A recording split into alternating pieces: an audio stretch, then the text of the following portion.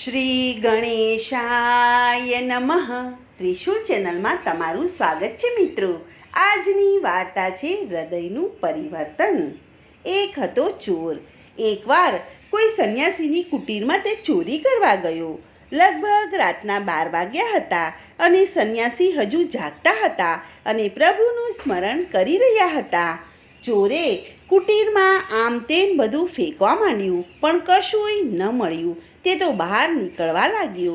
ત્યારે સંન્યાસીએ આ ચોરને રોક્યો અને કહ્યું કે ભાઈ, તું ફિકર ન કર, તું આવ્યો છે એટલે તને આ કુટીરમાંથી કાંઈક તો મળી જ જશે. ચાલ, હું પણ તને મદદ કરું.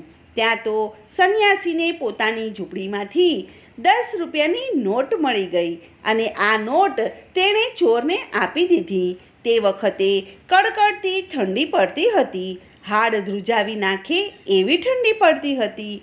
સંન્યાસીએ પોતે ઓઢેલો ધાબળો ચોરના શરીર ઉપર નાખી દીધો. પોતાના ચોરીના ધંધા બદલ અત્યંત શર્મિંદા બની ગયેલો ચોર તે ધાબળો લેવા માટે એણે ઘણી ના પાડી, પણ સંન્યાસીએ તો એના મનનું ધાર્યું જ કર્યું. ચોર સંન્યાસીને વંદન કરી અને કુટીરની બહાર જવા માટે નીકળી ગયો. અન્ય આરોપસર તે જ રાત્રે રાજ્યના રખેવાળોએ તેને પકડી લીધો અને તેની પાસેનો ધાબળો વગેરે જપ્ત કરી લીધું. ધાબળો સંન્યાસીનો છે એવું ચોર પાસેથી જાણી અને પોલીસે તે ધાબળો લઈને સંન્યાસી પાસે આવી ગઈ અને પોલીસે સંન્યાસીને ધાબળા અંગે પૂછ્યું. ત્યારે સંન્યાસીએ કહ્યું કે અરે, આ કાંઈ ચોરીની ઉઠાવેલી વસ્તુ નથી, આ તો મેં એને પ્રેમથી આપેલી મારી ભેટ છે. પોલીસે તે ધાબળો ચોરને પાછો આપી દીધો.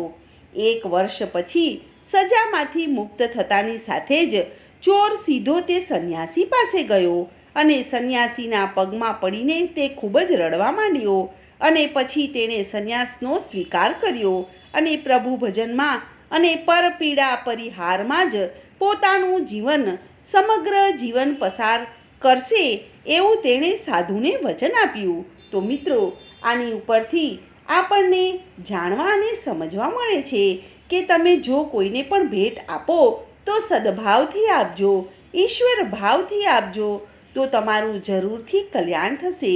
તો મિત્રો, આજની આ વાર્તાને હું અહીં વિરામ આપું છું. કાલે ફરીથી આવીશ એક નવા વિડીયો સાથે. ત્યાં સુધી બધાને મારા જય શ્રી કૃષ્ણ. ધન્યવાદ.